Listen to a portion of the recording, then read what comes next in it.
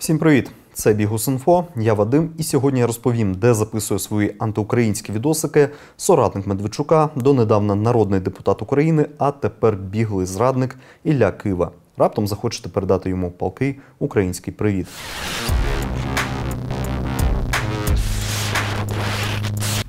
Я переглянув усі цьогорічні публікації зрадника, брехуна і посміховиська у його телеграм-каналі.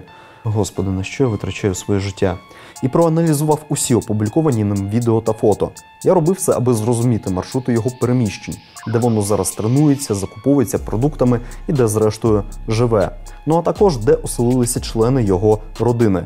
Спойлер, далі буде багато заходу. Ага, того самого, який Кива так проклинає.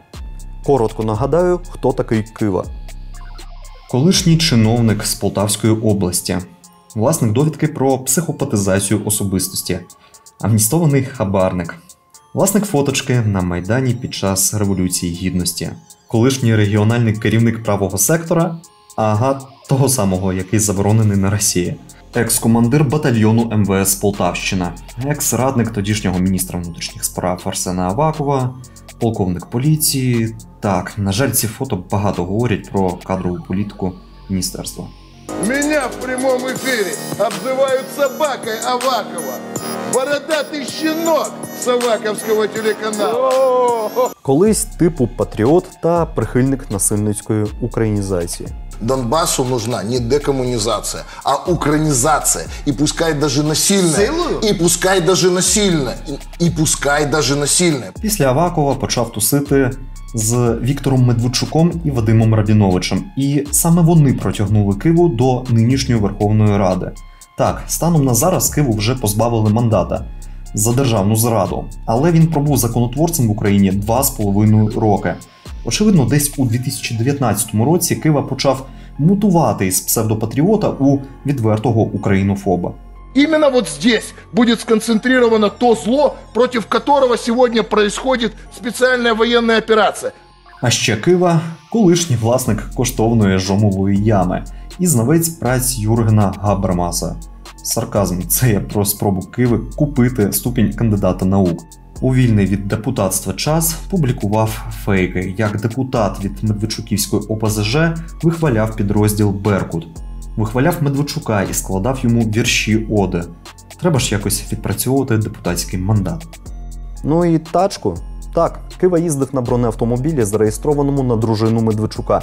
І оскільки про це ми ще не розповідали, трохи тут зупинюся.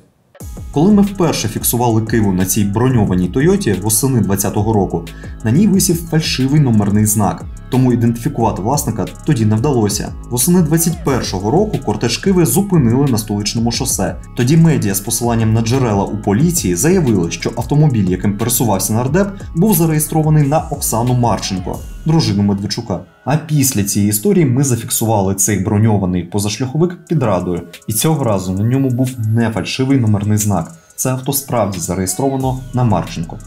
А ось ця ж броньована автівка під рестораном «Інк» в Урядовому кварталі. У цей самий час в ресторані наша знімальна група помітила Киву. А під рестораном тоді стояла ще й Toyota Camry, зареєстрована на кримінального авторитета Миколу Щура. Він відомий як куратор київського антимайдану. Так, біографія жомового перевертня довга, тому ще кілька важливих штрихів.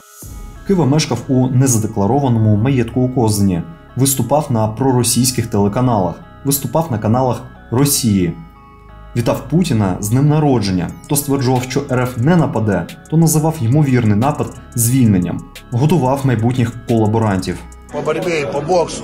Готувався сам у Київспортклубі на бульварі Дружби народів, який записаний на його помічника Олександра Даниленка. І готувався, вочевидь, не для того, щоб допомагати окупантам як справжній чоловік на полі бою з гранатою у руках та автоматом у зубах, а щоб вчасно втекти. Спочатку до матері в Аліканте, а потім на Росію. Після втечі до окупантів Кива закономірно продовжив боготворити Путіна і топити за його кума. Поширював фейки. То про те, що окупанти майже завершили оточення Києва, хоч Київ не був оточений і на третину, то про зниження призовного віку українців до 16 років. То публікував відео з Зеленським, де з допомогою низької якісної графіки домалювали кокаїн. Та що там, заради пропагандистського фейку він навіть вбив свого зятя. Моего зятя убили. Ну, вот поймите это, у меня дочь беременна, а зятя убили. А той потім заявив, що живий. Всім доброго дня. Мене звати Денис Верещака, і я той самий зять Киви, якого він поховав в ефірі російських пропагандистських каналів. Кива у промислових масштабах продукує єресь про те, що у війні винна влада України, Америка, англосакси та бізнес хто ще, але не Русь. Сегодня это заказчик американское посольство, англосаксы, Ми-6, разведка. До слова, серед англосаксів, яких намагається демонізувати Ілля Кива, оселився його молодший брат, але про це трохи згодом. Так от, Кива підтримує Росію у прагненні знищувати українців і закликає до ядерного удару по конкретним областям України. Радить не брати у полон наших захисників. Да не берите там пленных. Там некого брать. Там те, кто 8 лет издевался, насиловал, убивал людей. Радіє фейковим успіхам окупантів у війні. То у нього Київ за декілька днів має захопитися, то Сєвєродонецьк повністю оточено наприкінці травня. Вітає окупантів. Виправдовує звірства окупантів фейками. Я вже втомився перераховувати усе це божевілля, яке він публікує, але саме завдяки його постам я зміг зрозуміти, куди і на чому їздить цей брехливий зрадник, і де він, вочевидь, живе. Отже, після втечі з України Кива оновив транспорт. І тут у примата все стабільно. Як і раніше Toyota, як і раніше броньована. Припускаю, боїться, що українці його знайдуть. І це вже не автомобіль Оксани Марченко. У неї був Land Cruiser 200 першого рестайлінгу, а московська бронебричка побудована на основі останньої генерації цього покоління моделі. Доробляли її у москальській конторі Armor Group, на що натякає шильдик позаду. Ціна такої 15-20 мільйонів дерев'яних. Але який сенс у тому захисті, якщо Кива наліпив на заднє скло мішень у вигляді рашистської зетки? Змінилася у Киви й робота. Від статусу нардепа та фріка на медведчуківських телеканалах він даунгрейднувся до себе зразка 2018 року. Залишився тільки статус фріка на телебаченні. Тепер на російському. И ради этого можно тратить тысячи. Здебільшого Кива ошивається на Первому каналі на шоу «Время покаже», де екстраполює своє боягузництво та досвід втечі з країни на Зеленського. Это то, что Зеленский, и то, что Зеленский находится в безопасности. Он давно не находится не в стране. Демонструє доісторичні баяни. Самое главное. Та й псошить свинособак, розповідаючи ахінею про Нептун, який націлений на Москву, цього разу на місто, та здатний долетіти до неї. Для цього він їздить до телецентру Останкіно по вулиці Академіка Корольова, що можна визначити по ось цим кадрам. Тут видно АЗС мережі Роснефть, адмінбудівлю державного гіпроцвітмету та телерадіомережі Росії, а також багаторівневий паркінг. Рідше Кива гостює у Скабєєвої з Росія-24 на шоу «60 минут», яке знімають у Москві, що іронічно, за даними Вікіпедії, по вулиці Правди. Зрідка Киву можна побачити на телеканалі Міноборони РФ «Звізда». Його студія розташована у Кочновському проїзді 5. Іноді Кива світиться на стрімах Russia Today. Находится в заложниках. Але для цього йому нікуди спеціально їхати не треба. А тепер давайте глянемо, звідки він їздить. Це відео Кива вже зі свого каналу зніс, але ми зберегли. Тут він їде нібито до слідчого комітету РФ разом зі своїм товаришем з організації «Патріоти за життя». У вікні можна побачити червоно-бежеву багатоповерхівку, біло-синю новобудову та якусь будівлю з написом «Ваш Storage».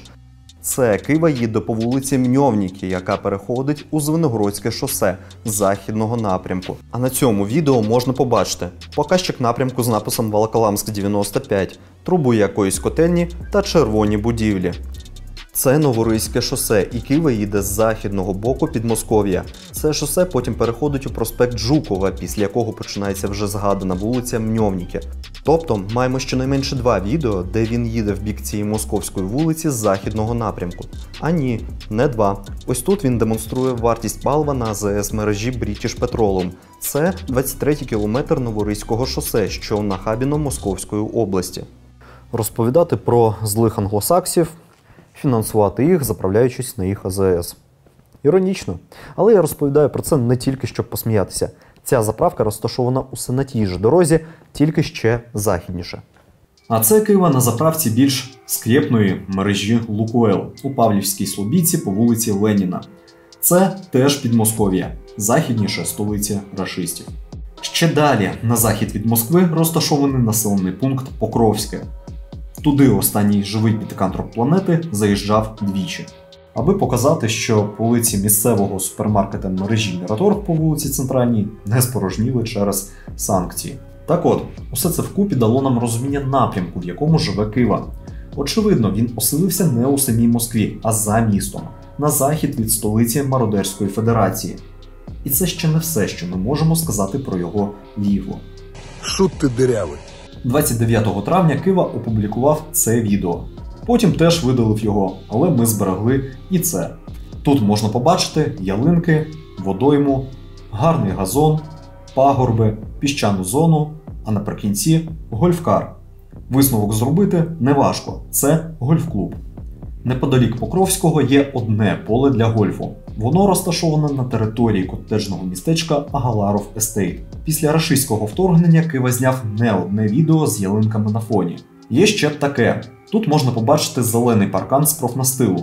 На Google мапі такий же видно у західній частині того ж котеджного містечка Агаларов Естейт. Тут також помітні характерні ліхтарі вуличного освітлення, які видно через ворота на Google мапі. Тобто це місце Кива відвідує регулярно. Тут же у Агаларов Естейт розташована спортзала, в якій він тренується. Це центр Крокус Фітнес, мережа яких належить родині російсько-азербайджанського мільярдера Агаларова. Згадане котеджне містечко теж його. Впевнитись у тому, що на відосиках Киви саме цей зал, можна по боксерській груші позаду Киви. На ній видно літери С та Ф, які є першими у назві мережі залів. Також на фоні екс-нардепа можна побачити рекламний постер Under Armour з Міком Шумахером, барометр і характерну систему вентиляції. Такі ж є і на відео з Крокус Фітнес у Агаларов Естейт. Там пособие, а здесь оренда за жилье. З огляду на те, що Кива відвідує цю залу та бігає чи гуляє по полю для гольфу навіть вранці, робимо небезпідставне припущення, що живе екс-нардеп теж десь зовсім поруч. З місцезнаходженням Киви розібралися. Борець з міфічним нацизмом та бездуховним заходом ховається та воює ротом у західній частині Підмосков'я, ймовірно, у котеджному містечку Агаларов Естейт. Тепер варто розповісти про його родину. Матір Киви – дружина громадянина Польщі. И поляки будут обрабатывать вашу землю и трахать ваших женщин. Мешкає матір Киви, схоже, в Іспанії. Тут Кива гостив у неї на новорічні свята. Сейчас я нахожусь в гостях у своєї мами. Країну перебування підтверджують написи на продуктах іспанською, а також кадри тренування у спортзалі Fitness Corpora, що у місті Фінестрат, провінції Аліканте. А потім сюди ж в Аліканте. Прямим рейсом із Києва нардеп боягуз з Кива вилетів 30 січня. Тоді, коли весь світ говорив про неминучість російського вторгнення в Україну. Це відео за 10 днів після втечі, 9 лютого, день народження матері Киви. Родина у закладі Бейбар на узбережжі Середземного моря, та сама провінція Аліканте. За святковим столом можна побачити його доньку Катерину Киву.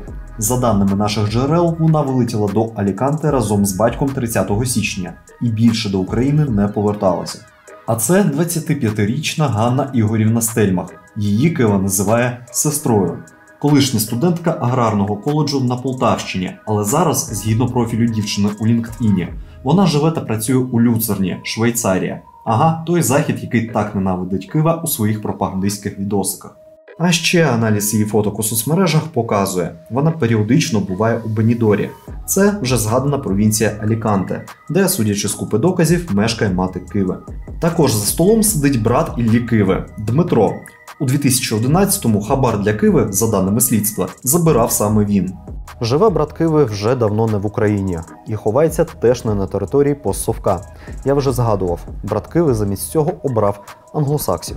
Включай внешнее управление. Брат Киви має бізнес у Великій Британії.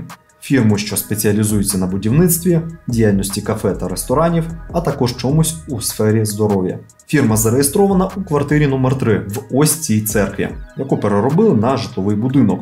Тут на екрані адреса лондонської фірми брата Киви. Сам брат зареєстрований неподалік. Квартира номер 3, будинку 19 по Саузленс Грув у Брумлі. Оренда житла на місяць коштує тут близько 1700 фунтів. Цікаво, чи спонсорує Дмитро Кива свого брата, як і раніше, автівками і годинниками? Якщо так, то чи не вліплять це втікачеві до РФ статус іноземного агента?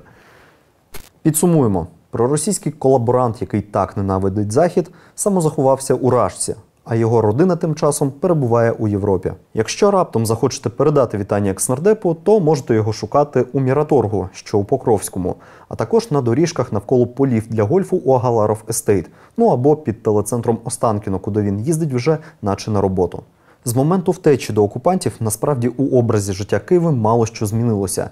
Він фейкометить, займається безглуздим епатажем, живе порівняно заможно, що ніяк не налазило на його офіційні доходи тут, а у РФ й тим паче.